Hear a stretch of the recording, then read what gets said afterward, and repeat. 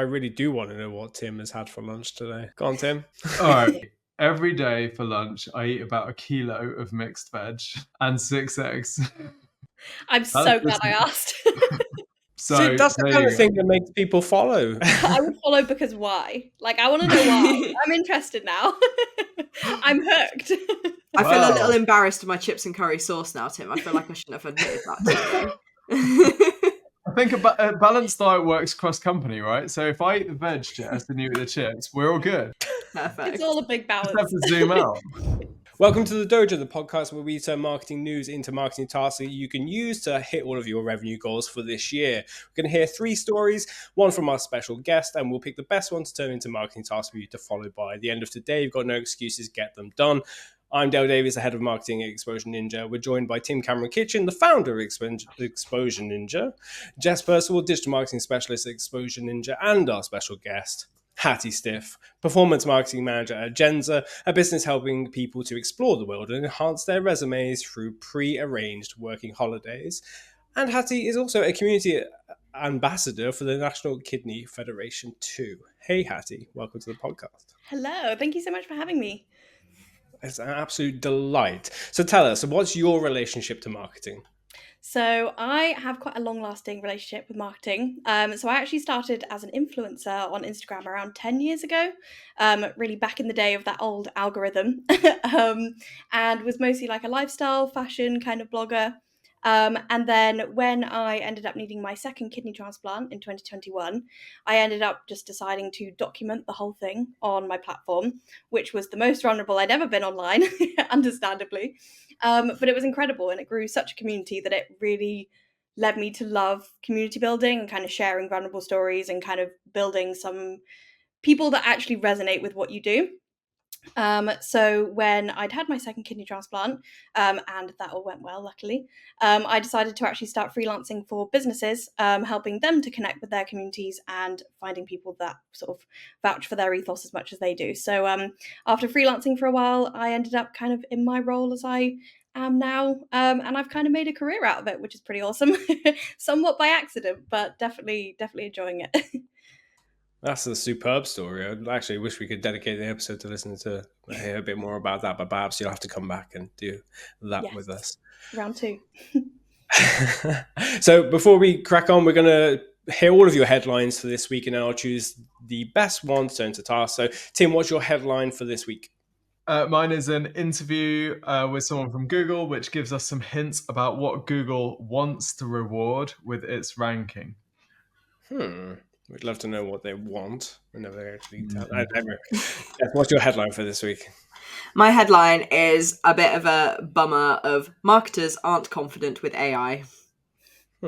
Allegedly. Allegedly. Fairly confident over here. I don't know about you. And Hattie, your headline for this week? Mine is building an engaged community on social. Oh, I see the connection there. Maybe we should go something. Listeners and watchers of last week's podcast will love to know that the spider in the corner of my office is still here. So keep going back each week and you'll be able to see them. I forgot they were there until this moment in time. Hey, Tim, tell us more about the Google story for this week. Okay, so Google's search liaison. So this is the sort of person that Google thrusts out in front of the SEO crowd to go and do the speaking on behalf of all the technicians at Google, has sat down with one of the SEO industry's, I guess, most experienced interviewers, Barry Schwartz, to talk about some of the fallout, I suppose, from the helpful content update, which happened in September last year. Answer some questions about the August update that's just finished rolling out. And I think really sort of try and patch up relations with the SEO industry. It's been quite a heavy year for Google, where they've had a few things come out which maybe haven't gone in their favor. And the timing of this felt like, Danny was sort of being thrown out there to go and see if they can smooth over relations. So it's kind of interesting. I'd say there isn't too many like groundbreaking revelations coming from this, but I think the helpful content update came out in September, and it really has decimated a lot of sites, and not just blogs and affiliate type sites as well. we were very fortunate, I think, amongst our 50 or 60 odd SEO clients. I think we saw one site getting hit by helpful content update, but we were at the B2B show in November, the B2B marketing show, and it was one of the most common complaints. People were coming up to us with, B2B businesses that hadn't really, content was just one of the things that they did, and they felt some impact from the helpful content update. So there was a lot of, I guess, attention on this, and particularly in the world of SEO, a lot of people were really angry at seeing their lives work, in some cases, just completely decimated. We're talking sites losing 90, 95% of their organic traffic almost overnight. So there was a lot of sort of pent-up resentment here. And Danny did cover the helpful content update, and basically the advice is, if your site has been hit, hold fire, right? Continue to do what you've been doing and hope that a future algorithm update will see you recover. I think that's a message that, judging by the comments, wasn't received too well. Some sites have already kind of gone out of business as a result of this thing. So the message that, you just need to sort of wait it out didn't feel particularly warming or caring. But yeah, I think subsequent algorithm updates, core updates, have attempted to correct some of the fallout from helpful content update. And to be fair, Danny did mention that there are sites which they know have been impacted, which aren't the sort of sites that they would want to kind of hammer in their updates. There is some good quality content that has been, I guess, unfairly pushed down as a result of these updates. So the message was just keep writing. So I'm going to give a quote here. No one who is creating really good content who doesn't feel that they were well rewarded in this last update should think, well, that's it. Because our goal, Google's goal, is if you're doing good content, we want you to be successful. And if we haven't been rewarding you as well as we should, that's part of what we hope this last update would do better on. We want the future updates to continue down that path. So basically just saying Google is trying to reward good quality content. So if you've been hit sort of unfairly, then just chill out and keep going. I don't know if what any of you guys think about that, but I don't think it was much relief. Yeah. Keep calm and carry on. Yeah, keep doing it. Hopefully something will change in the future for you. Feels a bit empty. Yeah, absolutely. Yeah. I feel like it's quite demoralizing, because spending so much time on like SEO across your site, whether it's technical or like on page, you can kind of dedicate like your life to trying to rank on Google, and then for it to just sort of wipe that out it does make it feel a bit, what's the point? Which is obviously anti what they're trying to do, but their messaging clearly isn't helping with it. Yeah, especially if you have been making helpful content and you know that your content is quality and it's good, and then you've been penalized, that's just going to destroy all your hope in that platform, right? And especially, like you said, Tim, like there's plenty of people who went out of business because of this. I'm assuming some of them would have been unhelpful, but it sounds like there's a lot of people who were making good content who now their livelihood has gone, and Google's just like, well, you could try again. Maybe we will give you traffic. Maybe we won't. Who knows? But still make stuff for us, please. It's just, yeah, it's icky. It's a bit insensitive. Yeah. I feel like it's a really good periodic reminder that Google giveth and Google taketh away, and there's actually nothing we can do. Like they gave us a form that we could submit like a complaint to or whatever, and I think there were 1,300 responses to this form that Danny went through personally, having a look at the sites that were hit, and then took that feedback back to the engineers. But you're basically shouting into the void, aren't you? Because all Danny's doing is summarizing all of the sort of messages from that form in one like message and saying, hey engineers, we might want to look at this. Like, as an individual site owner, there is literally nothing you can do. You may as well just wait or do something else, right? I think that's the reality a lot of people are facing. It seems really hard to know like what the best course of action is as well, because like you said, if you have been making really helpful content and now suddenly everything is kind of geared up towards Google kind of enhancing all their AI stuff in search, it's like you almost have to completely change your strategy to not just work for what it used to work for, but now somehow work for this other mystical thing that we don't even really know how it works yet. And it's like they're already penalizing people for having it wrong, even though we don't even know what we're supposed to be doing. So it's this complete like brain jumble of what is even the right thing, and like, do Google even know what the right thing is? Like, ultimately it's an algorithm, isn't it? So they might not even know what it's going to pump out at the end of the day. So if they don't even truly know what makes it rank, then how are we supposed to second guess ourselves that we've done it wrong? It's like it's a really difficult situation, I think, that is not easy to find an answer for. My mind goes to like Terminator 2, Terminator 3, whatever. They're all sitting in the computer room. They're like, oh, this is going to be amazing. And everyone's standing around. There's one person on a terminal just like typing away. Like, do you know what they're doing? Absolutely not a clue. Don't understand any of it. It's going to be amazing though. Yeah. It's going to be great.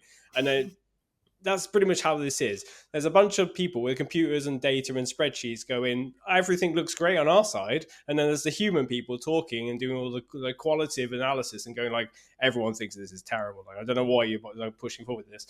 And the person's like, just keeps typing away. Because what do they care? To their data, to their spreadsheets and all that stuff, they're like, this looks brilliant. This is all this AI stuff. It's making the algorithm much faster and easier for me to do. I'm having a great time. Oh, and by the way, my line manager and their line manager and the board is all really just concerned about us using AI more. Like the people that originally wrote the PageRank paper are coming back and developing Gemini. They're all in on this stuff. And we're going to make sure that all the algorithm is based around this. Why would they possibly want to know how actually people care about it? Because that's not what they're driven to do. They're just driven to do what they're told to do, which is to create the algorithm to interpret content in this way using AI or machine learning and a combination of them all. Like for them, people's anecdotes are just that, anecdotes. They don't really care for it, and that's a real shame. Yeah, but I mean, it's a useful reminder of the sort of competitor dynamics and the balance of power in this relationship. I was talking to one of my mates who's into Formula One and mentions Haas, the Gunther, the Haas principal, and he said something like, I would screw this entire paddock for a single point. And I think it's really useful to have a reminder every so often that when you're dealing with Google, that's essentially like they will screw an entire business model. They would put all of the affiliates out of business like today if it meant that they retain their market share, they improve market share, they could keep users on the page, they could generate more money from ad clicks. Like we are as marketers, we are just collateral damage. We are feeding the beast, and that's okay. Like this is a symbiotic relationship. We can do well from this, but you engage with a bear, so just be aware that it's a bear and it can turn on you. There was also some interesting stuff around AI content because Google's kind of gone backwards and forwards on whether AI content is rankable, whether it's the sort of stuff that it wants to rank. So, and I think Barry actually asked Danny, like, is AI content good? Are we allowed to post AI content? And Danny sort of referred back to the scaled content abuse policy from March and said that maybe a lot in the industry had got it kind of wrong. So in that scaled content abuse policy, they talked about how you could have AI content on your site. Google didn't really care whether it was AI or human. The thing that it didn't like was when websites were producing content at scale for the purpose of ranking. Now, I kind of think that's like modern content marketing. There are so many businesses that are producing content at scale for the purpose of marketing. That's for the purpose of ranking. That's kind of the point for a lot of content strategy. So I don't know how they sort of square that off. But the message was, Danny was trying to say, like, don't focus on whether it's AI or not. Focus on whether it is useful. However, I did mention that people who are using AI won't necessarily have like experience. It's just going to be generic. And our head of SEO at Exposure Ninja said a similar sort of thing. He suspects that EEAT metrics will be less favorable for AI produced content. Google's been saying recently they've improved their ability to tell the difference between human and AI written content. Why would they bother doing that if they weren't going to be treating these things differently? And it also stands to reason that if ChatGPT has written an article, for example, there's much less experience in that article than if someone who's actually, lived that, or someone who's spoken to the business and has taken the experience out of the business and put it in this article. very, very different experience there. So Andy sort of mentioned that he suspects that that's going to be the case, where Google is looking slightly differently at the scoring for EEAT for AI written content. So yeah, I think jury's still out, but being helpful at the moment typically doesn't mean that you're using AI to write your articles, because they are still coming out incredibly generic when they are AI written. Like, we don't use AI to write any articles that we actually care about, right? Well, I don't think we use AI to write any articles full stop. We use it to brainstorm and structure and bounce ideas off, but actually sort of publishing AI written stuff is still nowhere near. I don't know what your take. Yeah, go on. Jess, if I can come to you for just a second. Tim mentioned in there something about EEAT, but I imagine there'll be some people listening or watching who aren't really familiar with what that acronym stands for. Perhaps you could expand on that. Yes, it is expertise, I think, experience, authority, and trust. Yeah, it's those two E's. I'm always like, which are they? And basically, what that means is the main thing that they added is the experience one, because it just used to be EAT. And what that means is you actually have physical experience with the thing or the concept you're talking about. So if you're a reviewer, that means that you actually have had the thing. You're not just saying that you've had the thing in order to get like affiliate link clicks. You've actually had it, and you do actually like it, and you appreciate it. And I think that's one thing that the AI won't necessarily be able to replicate. But at the same time, if you tell the AI, act like you've had this thing, you know, it's really hard to actually prove. And I don't know if they're going to measure that in other ways, like images or videos or things that might be included in the article that prove that you have those credentials. It's the same thing as kind of like, you know, the expertise and the experience also, and authority and all of those come along with, you know, if you're in the healthcare space or medical space at all, being able to say like a healthcare professional peer reviewed this article or something similar is like another good SEO thing. But yeah, it's it feels a little slightly more wishy-washy these days, but it is a good system to follow for sure. It's interesting that Andy said in his notes to us, which were fantastic, some really great observations, and you can learn more about them by going to our LinkedIn page and search Exposure Ninja over there. It talks about this idea that Google is now better at determining whether content is AI written or not. And apparently it's much stronger than it used to be, and they're able to check that kind of stuff. There's only so much that I believe that as well. Like, okay, maybe they have, but they're going to be using all these other signals and things like links and, you know, the knowledge graph and things like very complicated things, which basically means is the author of the piece or the business that's saying that they've created it given enough examples to the internet to show that they should be trusted in these different ways, that they've got the experience, that they've done it for years, that, you know, they should be trusted and so on.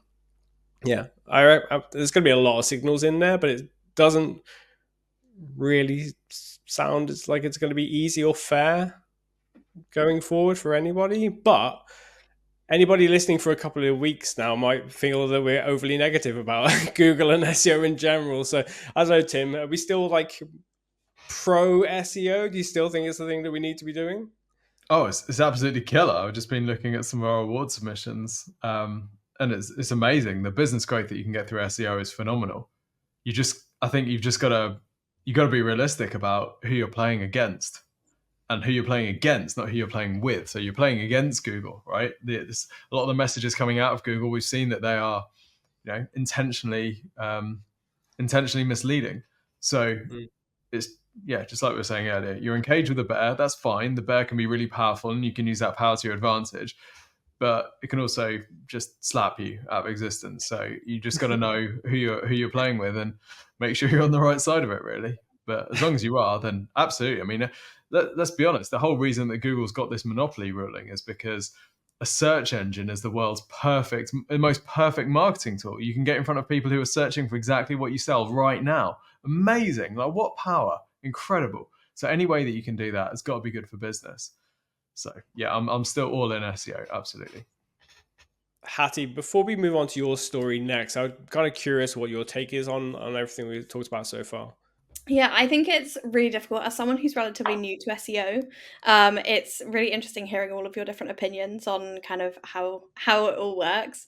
But for sure, kind of with fresh eyes, I would say it seems really difficult to win the trust of Google and also just win the trust of your audience. I think in a world where everyone's trying to be the expert on their thing, it's like, how are you more expert than anyone else? And I think that's probably also what Google's algorithms maybe struggle with, is like what actually makes content more relevant than another piece of content. Because we've had the internet for so many years now that there is just duplicate content out there, and there are so many hundreds of millions of thousands of blog posts, that's definitely a real number, that there can't ever be like not two at least on the same topic. So I think it's just about making sure that whatever content you make on like a granular level is relevant for your audience. So instead of trying to necessarily appeal to like masses within SEO, obviously that's kind of the point if you're trying to rank, but ultimately I think you need to just hone your content in to your audience that you know exists, who they are, where they are, and actually just try and make things work for them, because at the end of the day, you're just like Tim said, you're just kind of going to be fighting a bear in a room, and it's better to try and feed the bear and say like, these are things that my audience likes, rather than like start a fist fight with it trying to work out how it works. So I think it's definitely it can feel like a losing battle, but I think you have to kind of almost separate your business with Google, if that makes sense, and kind of realize that it can work in conjunction as long as you stick to what your business is true to. Because there's no point in creating tons of content through AI just to rank on Google if it's not actually relevant. And I think that's probably where people's problems come in, because they're just trying to rank rather than actually create stuff that helps. So yeah, I would say as a newbie, definitely creating stuff that is relevant is probably the key thing, and then everything else should come from there, because that should gain you more authority anyway. Yeah, that's brilliant.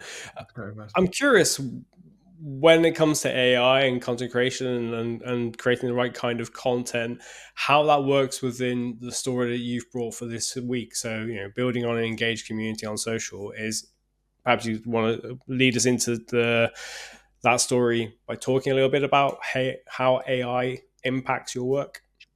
Yeah, cool. So I would say AI doesn't necessarily impact my work in like an everyday sense. SEO wise, yes, as we're trying to fight Google's algorithms daily. But I would say AI for me comes more into what it sounded like you guys use it for. So like brainstorming and like dumping ideas down, getting creative structures for things, managing the social on Boonac, one of the brands under JENZA Travel Group. I quite often use it for idea generation, or for kind of just different ideas, different structures for captions, things like that. So I use it in that kind of sense, but I would say its capabilities are definitely not there in terms of either long form and or actual creativity. So I tend to use it more as a planning rather than an actual creating sense. But I definitely think that you can't create an authentic community if you just use AI. I don't think, kind of like we were saying, that experience, AI doesn't have that personal touch. Everything kind of just ends up looking the same that you generate out of AI. And so it's great for the back end stuff, but it's not so good for customer facing things that you might want to add like a bit more of a personal touch to make it actually resonate with someone, I would say. But that's just my personal experience. Fascinating. Perhaps you could tell us a little bit about your story for this week then. Yeah, so I kind of wanted to bring a little bit about what it takes to build a community on social, and not just any community, but like a community that actually stands for your brand and kind of like advocates for your brand. So I guess you see quite a lot of hype, I suppose, about the accounts like Duolingo, Ryanair, things like that, that feel very, very Gen Z, very like meme orientated, which is fantastic and lovely. And I love them personally, but it could be hard to know how to make that relevant for your personal brand, whether that's like your own branding or whether that's your company's brand. Because sometimes, especially with, I would say, like B2B or service-based businesses, it can be hard to know how to bring that in. So I think the most important thing is just like authentic content really. And I think that's where AI, like I said before, kind of where AI lacks. So I think it's really important to show up on social as you. And again, whether that's on your company page or whether that's like on your personal page that you're building your own personal brand. I think things like daily vlogs, like day in the lives, stuff where you are actually showing a personal side to the business, like the business's story, I think is so much more engaging than just having like, this is our product, this is what we sell, this is that, because the community can't really connect with that. And I think having like your personal face actually makes it much more personable as a brand, and they kind of then associate you with that brand. And if you can build a good story around your team and around yourself, then it sells your brand kind of like hand in hand, if that makes sense. But it's really interesting kind of like thinking back to even just like the beginning days of YouTube, because like vlogging and like daily vlogging became a thing. And it's like, we're kind of all just doing that all over again. It's like we forgot that daily vlogging was like a thing and became famous back in the day. And now like daily stories on Instagram or like the rise of Snapchat again, it's kind of just like a newer version of that same love for people seeing the daily stuff. And I think like as a brand, it's really important to remember that if you do want to have that kind of engaged community, you do just have to show that kind of granular detail of like what you get up to every day, or your personal stories from your customers, or if you're a service business, from your clients. So like testimonials or client stories, UGC. So like where I work at JENZA, over 90% of our content is actually UGC. So we work with all of our people that go on our trips, and we have content creators and brand ambassadors, and we bring them on and actually show this is what a real working holiday is like, which is really nice to be able to show that side instead of stock or photo shoots and things. But I think another really good thing to do, which is similar to something we do at JENZA, is actually make the community the hero. And I think that's something else that brands miss out on quite a lot, is that actually they're quite busy, stuck in the brand brain in terms of like, this is what we sell, this is our product, like this is why it works for you. But instead you have to almost reverse that and go into, why do they want to buy my thing? Like, what am I fixing for them? Like, why does my product need to exist? Because it's helping someone else. So I think like if you can flip that mindset and then actually make the customer the hero and make them the center of like everything you do, that's when you create that engaged community. And I saw recently there was a couple of things. So it was like Billie Eilish. I think this was like, could be up to a year ago now, but Billie Eilish adding all of her followers onto her close friends story to announce her album, because it felt more personal and felt more like you were actually being added into something that no one else was. Or like recently Refi's trip, community ambassador trip to Mallorca, where they didn't take influencers, they took members of their community on a branded trip to Mallorca and just like handpicked random people that had bought from them before and took them all out. So yeah, I think it's just really important to remember when building a brand online that your community does have to just be your hero. And you just have to make sure that in every little decision you make, it's for the benefit of the customer. And through all your marketing, it is going to benefit them in some way that works for them. And it's like JENZA's strapline as well is U-shaped travel, which is literally kind of, we do what it says on the box. So with all the UGC we use, and with kind of the close relationship we have with our content creators and our brand ambassadors and the people that go on our trips, it's all about them. Like, it's not about us. It's not about, oh yeah, this is a cool working holiday. It's cool because you can do all these things, like, and you could enhance your resume. So I just think it's really important that I think that kind of gets forgotten. It gets very technical very quickly, or people say like, you have to post this many times a day, or you have to do all this kind of, tag these people, or like don't post up before 5 p.m. or like all this, but you just have to show up and just be authentic. And I think that's enough. I don't think it has to come down to that nitty gritty like technical stuff. I think it's just about being yourself and showing your brand for the people that are there. Yeah, that's amazing. What I really love about what you said there is that you constantly putting the person first and thinking about what they want and what they want to hear, so they resonates more with them. But how much do you focus on the core customer and what resonates with that person versus like the entire market? So, for example, you're I imagine, trying to reach a certain age group, and maybe they're between university and something, or they're taking a gap year, or who knows what, they're taking a break from work. But then there's a whole group of other people who are also interested in traveling, who are also interested in taking like a year break and whatever, who aren't necessarily like the perfect customer for you. Are you creating content that resonates with all of these people, or literally just that core demographic of people, a certain age range? So I think it depends, honestly, on the working holiday program. So for JENZA Travel Group has 3 separate brands, and one of the brands is going to soon become a camp brand. So for that brand, that is generally mostly focused on sort of the 18 to 21-year-olds, because that tends to be like the largest demographic that travels to camp. However, for working holidays like our Work Canada holiday or Work Japan or like Work Australia, that can tend to be those slightly older gappers. And depending on your nationality, some of those allow visas up to 35 instead of up to 30. So they are slightly more open to those older age groups. So it kind of depends on which program I would be marketing, I would say. But we definitely do try and target different people, but it's in different ways. So I think different parts of our demographic are in different places. So on the TikTok and the Snapchat, you'll get those kind of younger Gen Z types.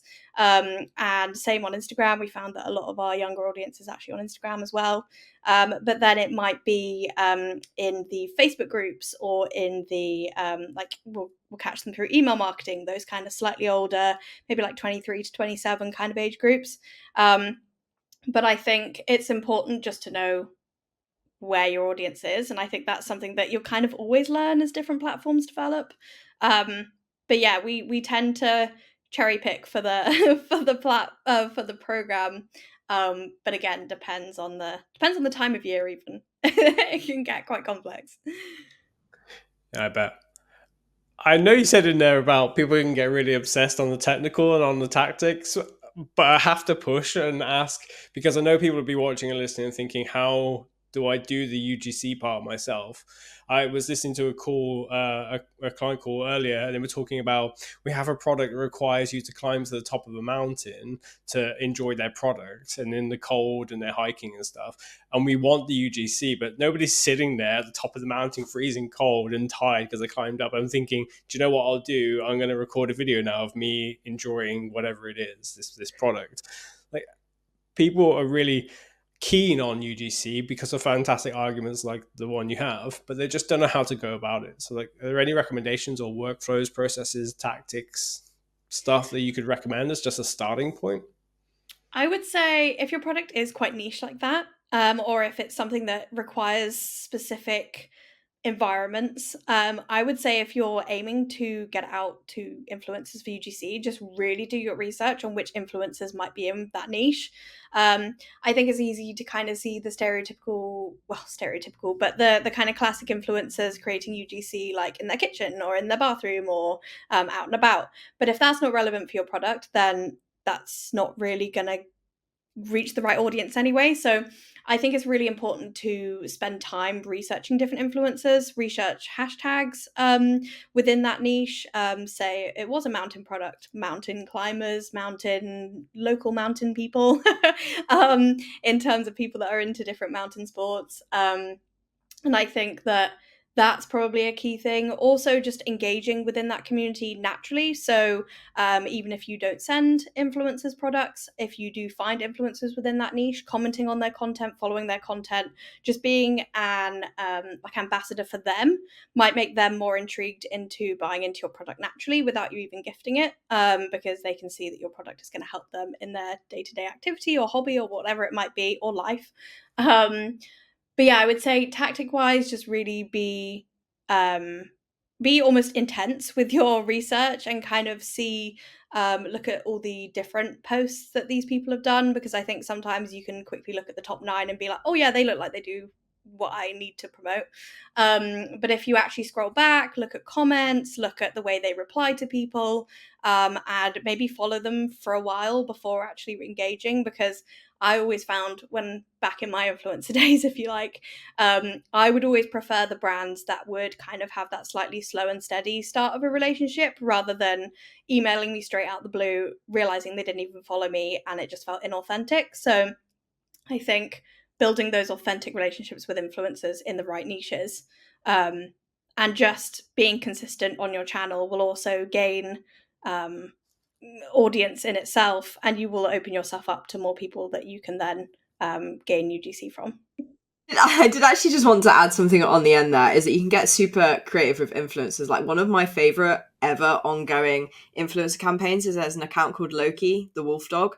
And I think that their owners, obviously, are like collaborate with, it's a car brand. I can't remember which car brand it is off the top of my head. It might be Toyota, because they're always outdoors with these like massive dogs. And so they just take photos of them on their journeys, and it feels really organic and really natural to take pictures of the dogs like lazing in the back of the car, or, you know, the tent. I think it's one of those cars that you can like set a tent up on top and stuff, and like all that, and taking those photos, and it feels really organic, and you're already getting this kind of rugged, outdoorsy vibe from the dogs themselves, because they are these like wolfish kind of animalistic creatures. And I just thought that was such an original way to take on that challenge. And like, you're not just going for like, you know, UGC created with people, you're going in another space where the audience is, and you know they have a really outdoorsy audience. It's just making that connection, which I thought was very cool. I'm just shocked by the allegation that Loki's not organising their own brand collabs. Sorry, I didn't mean to say that about that dog. That is outrageous. Apologies. Can't believe To be you honest, does it like a smart dog. Excellent. I'm going to lead us on to the third and final story for this week, Jess. Marketers aren't confident with AI, question mark? Yes, I will get through this fairly quickly. But basically, there's been a couple of studies recently showing that kind of employees, it's not necessarily, well, it is a confidence thing, but employees don't really know how to make the most from AI. So there's a couple of articles from eConsultancy. I will link them in the description down below if you would like to take more of a look. But basically, what's kind of happening is, because AI is being touted as like this all-in-one tool that can do anything and can do all your marketing for you, it's going to take your jobs, it's going to steal your jobs. That means that people are expecting that when they go to use AI, that should be the experience they're having. And so not only are the employees themselves expecting this, but the employers are also expecting that their staff will be way more productive, because AI is just going to get everything done and get more done for you and make your life so much easier. Whereas actually that's not the case. It needs a lot of driving and understanding behind it. Like, if we don't want to get that generic content that we've been talking about, you need to really understand what you're asking the AI for. Are you asking it, can you write me a blog about dogs and cars? You know, that doesn't come with a lot of insight. Whereas if you're like, you know, we sell cars that are great for this breed of dog, we're trying to write an article about X, Y, and Z because these things are important to our audience. Could you help me write a blog on that? Is completely different. But if you don't have that understanding already and haven't done the work to understand what your audience actually wants to hear, then the AI can't magic that out of nowhere for you. I remember a time when I was like, I went to Tim and I was like, oh my God, Tim, the AI generated a audience profile for me and it's amazing. It's so cool. I can't believe it did that. And Tim was like, this is all rubbish. It's, you know, it's generating it based on nothing. It's not connecting with your audience, not connecting with anything. But because it felt authoritative to me and felt knowledgeable to me, I fell for it. And I was like, this is amazing. And Tim was like, no. So I think you need to... I think I was a little more subtle than this. But, you know, you need to... I actually think you were like, oh, this is absolutely... And said some swears, which I won't say in the podcast. But it wasn't, no, you weren't being mean to me. You were just being judgmental of the AI, which was great. And you were kind of giving that expert insight. But that's what's needed. That's what's needed with AI. And it's hugely, hugely important. And, you know, we've said from the start, if you don't know what a good blog looks or sounds like, then you're not going to know if what the AI is producing is good. So I think that's actually where the issue is coming from. I think maybe in industries where they might not necessarily have a marketer on the team, or they might have somebody more junior in, and then they're like, oh, you know, maybe this person's just running social media or just doing like one single thing, or just doing like SEO optimization, just doing email, they might suddenly be saying, oh, well, you can do blogs too, just use AI, it's fine. And they might not necessarily know how to get the most out of that, because that's not their that's not their niche, that's not their skill. But there's this perception that AI can just do it all for you. So I think that's where this disconnect is coming from. And this perception, it has to be said, this perception is intentional, right? This is the job of people like Sam Altman talking about universal basic income. Why is the message that AI is going to lead to like huge global unemployment being pushed? Well, it kind of needs to be pushed in order for companies to invest so much money into AI and to buying these tools for all of their teams, right? And I think there's two things can be true. AI tools can be amazingly powerful, really useful, an incredible shortcut. But also, I think it can also be true that AI doesn't seem to, at the moment, be replacing humans in many areas at all. And I think there's very few case studies. Klarna's customer service seems to be the only one that keeps coming up over and over and over again, where there's actually a measurable impact on productivity or profitability of a company because they've rolled out AI to do human jobs. Other than that, I mean, this study is pretty savage, right? This article that you've linked to says more than 3/4 of employees that they surveyed using AI report that generative AI has actually decreased their productivity and added to their workload. So this is a complete opposite. We've got the C-suite being completely in love with the concept of it, and then the workers on the ground being like, actually, this is just, it's not actually necessarily helping us, or it's not giving us the productivity boost that the C-suite have been promised in order to sell them the thing. Shock horror. Marketers and salespeople selling something that doesn't turn out to be as good as it could be. Damn. Pretty sure there was a story last week about how women aren't using AI enough or as much as others are, because they're just not being given like some of the similar I don't know if any of you read the piece, but if I recall, it's about everyone saying it's the right thing to do, you should use this thing, here, I'm going to happily pay for your tool, you go away and figure out how it works. But it's just, there's a lack of like confidence there. There's a lack of like given initial training to like get the best out of it. There's like another kind of complex part. There's also worsening things. Like AI is great for many things, but also making things worse at the same time. And like I'm gonna have to go away and find that article and get like better info out of it, because I found it really fascinating and a pretty horrid thing to think that there is an increasing gender gap, or could even be an increased gender pay gap, because somebody has had the AI training, has the confidence to go ahead and use it, or it's just has the confidence for whatever reason to just use a lot of AI in their marketing, and therefore they get wins and blah blah blah. I don't know. It's yeah. Does anybody know the piece I'm talking about? I do. I remember Charlie, our CEO, mentioning it. I think but that also highlights another point, which I think is AI is a tool, and inside organizations, tool adoption is painfully slow. It's one thing for people to just have ChatGPT open and to like bounce some ideas. But if you're going to systematically roll AI out across an entire company, that takes ages. There's a test period to find out what can this thing actually do. What's the impact of this? Like, where is it safe? And then it needs to be sort of trained, and it needs to be codified in the process, and it needs to be rolled out. Like, these things can take years. I mean, if you look at how long some like enterprises give to move over to a new CRM or a new ERP or whatever, we're talking like years and years and years. So I suppose there is a bit here that even though the technology is out there, we're not even seeing widespread, consistent use across organizations yet. We're seeing widespread, isolated use on an individual level. But in terms of like, oh, everyone in our team is using AI in this exact same way, probably not happening in many organizations. One of the other links that Jess, you shared, said 21% of respondents in Salesforce's AI study said their company has provided appropriate tools or programs. So they're saying we want training, right? 69% of desk workers saying they haven't received any training for their AI. Well, then you're going to have very patchy usage, aren't you? And it's not going to reach its full benefit. So maybe there's some responsibility on the organizations and company leadership here too. Yeah, it's a complex one. In summary, it's complex. Yes. Dale, you're muted, buddy. Yeah, of course That's I why am. we keep talking over you. Sorry. You're probably so more rude. excited than anything I've got to Could share see- anyway, so don't worry about Could it. see in your eyes, you were like, why do these two keep talking over me? Sorry, we couldn't hear you. You're in my head.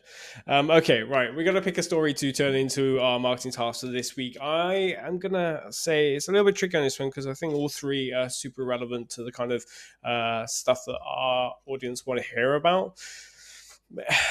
Any strong feelings towards any of our stories? Yes, like Hattie's. Yeah, right at the same time. Okay, I think you're being very kind, Dale. Hattie's just won the 100-meter race by about 25 meters. I don't know about that. I'll take it though. In that case, Jess, I'm going to come to you and ask you first. Which task can marketing managers take from Hattie's story?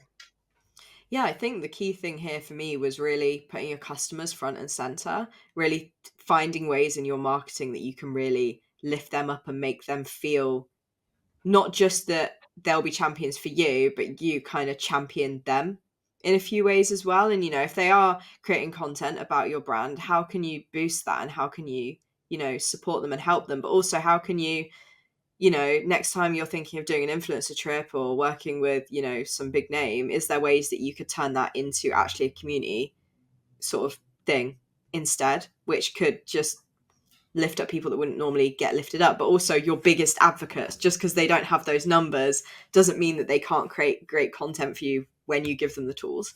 So yeah, I think that was the main thing for me, is just take a look at that and see if there's any areas you're marketing where you could do that.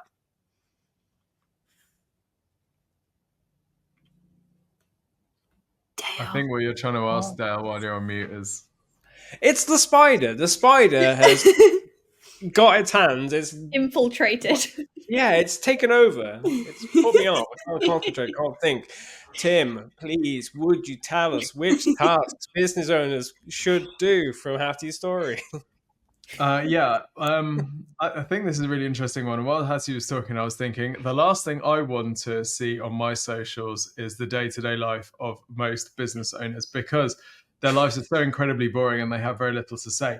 But Hattie's examples are amazing. And what we're talking about here is we're talking about businesses that are doing content-worthy things, which they're then sharing. So they're either getting their users to do it, or, they're going on trips, they're doing different things, they're doing stuff which is actually interesting. So I think, I don't know if you agree, Hattie, but I think part of the recommendation about sharing the journey and sharing your sort of your day-to-day stuff is actually having a day-to-day that is interesting to people, not just, all right, I'm spending another day in my office, it's been a long one, wow, I'm really tired now, see you again tomorrow. Like, that's not going to work, right? People aren't going to build this sort of the level of empathy and connection that we're talking about here. So there has to be something in there. And I think finding that that model that's quite scalable and works for you and sits naturally with what your business already does is quite key, isn't it? I think. So be interesting. I would agree. Yeah, I think it's about finding the silver linings in the everyday. But I think also with that comes the authenticity. So as you were saying that, an idea that just popped in my head of going into the office every day seems really boring. And I work from home, so I don't envy that. But I would say it could literally be something as simple as, do you bring lunch into work? Do you go out for lunch? And you could literally do a series on like what my work lunch was today. And it's like series of things that make things seem like other people also do them. So like your customer will eat lunch every day. You eat lunch every day. They want to do they want to know what you're eating for lunch every day? I don't know, but like it's little things like that where it might seem really boring and mundane to you, but sometimes it's the boring and mundane that actually makes things seem achievable. And I think if a customer feels like something's been achievable for someone, it could be achievable for them, which boosts them, and then they're like, oh, this guy's cool, I wonder what he sells, and then so on and so forth. So I think like it's about having the balance of making things interesting for the sake of the actually genuinely interesting content, and then making things authentic enough that it can be everyday and still achievable. It doesn't have to be you going out of your comfort zone every day of the week to achieve content. I think if you're gonna have the consistency, you have to find almost like a funny take on something that is common ground for everyone. That's absolutely golden advice. I love that. That's probably some of the best advice we've ever had. Yeah, completely agree. There's definitely, before we get on to the questions, I know there's some influencers who made their kind of success out of being really relatable, and as soon as they start being like, oh, it's really hard because my favorite bottled water company went under, and you're like, I can't believe you're complaining about. Yeah, you're like, oh, you know, when they become so far the other way, like you know, there's some aspiration there, but when it's so far the other way, it kind of puts you off them. Okay, so we're going to go into some quick fire questions. Hattie, are you ready? I sure am. Incredible. Let's get started then. If you had just 1 hour to improve your marketing, what would you work on and why? So I would probably work on my website building because I am very new to that. And with my new kind of SEO and Google Ads stuff, I would really love to learn to build websites. I have a degree in graphic communications as well. And I think websites are the perfect way to connect with your customers. You can obviously link through your socials, you can have relevant content, write your blogs, but you can also sell your product on there. So I would learn how to create the perfect website for clients that I can use both my marketing knowledge on, but also my graphic design knowledge to make it super arty. Superb. What would you do with an infinite marketing budget? I think I would couple some funky out-of-home advertising with some killer like Google PPC kind of demand gen style ads.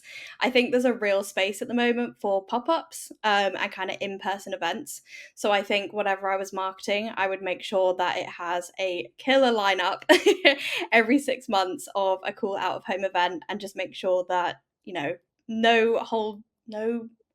what's the phrase? No holds spared, I can't remember the phrase. I wouldn't hold back. But yeah, back it up with a killer PPC campaign and social campaign to go with it. Love it. Which marketing skill would you recommend that the 18-year-old Hattie work on and why? So I would say the skill to be able to market yourself. So I think at the start of your marketing career, it's very difficult to know everything. In fact, it's impossible to know everything about even what you might want to do in your career as a marketer. And I think being able to walk into a room and be confident and talk to people and assert yourself and make connections and network is hands down the most important skill you can learn straight away. And it's definitely still something I'm working on myself. But quite often personalities can really make or break hires. And sometimes if you don't know everything about a job, but they think you're going to perfectly fit into their team, you will get the job over someone that maybe knows more but doesn't fit in the team. So I think being able to be personable and friendly and build quick relationships is by far one of the most important things you can learn straight off the block. Yeah, that's really true. What are you most excited about in marketing right now? I'm excited actually about kind of the more purpose-driven stuff. So it feels like there's a lot of sustainability and almost de-influencing at the moment, and I think that's really special.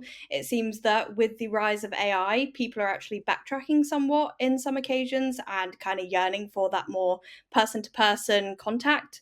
And I am really excited about the fact that although technology is exciting, we're all kind of doing something for a slightly bigger and more personal purpose at the moment. And it feels like brands are kind of going in that direction as well. And I think that can really make or break a brand story if you can tell they're actually doing things for the right reasons. So that definitely gets me excited. I can see why. That's a fantastic choice. Well, thank you very much for joining us, Hattie. It's been great to have you on. Thank you so much for having me. It's been very fun. Where can people follow up and catch up with you away from the podcast? So you can find me on LinkedIn, Hattie Stiff, or you can also follow me on Instagram if you want to join my community over there. And that's Hattie Amelia with 2 E's _ Amelia. And then, yeah, you can follow along with my more daily life and house renovation and all the more personal stuff. That personal stuff is key. Well, thank you for watching and listening. If you want to hear more from us, you can go to exposureninja.com/podcast and catch up with 300 digital marketing lessons there. As well as, whilst you're there, click that button that says request a free website and marketing review. You submit your business information, tell us your goals, and we'll outline what we can do to help you achieve your marketing goals in 2025. If you're eligible, of course, we'll do our very best to help you out. And we'll see you all next week. Take care and goodbye.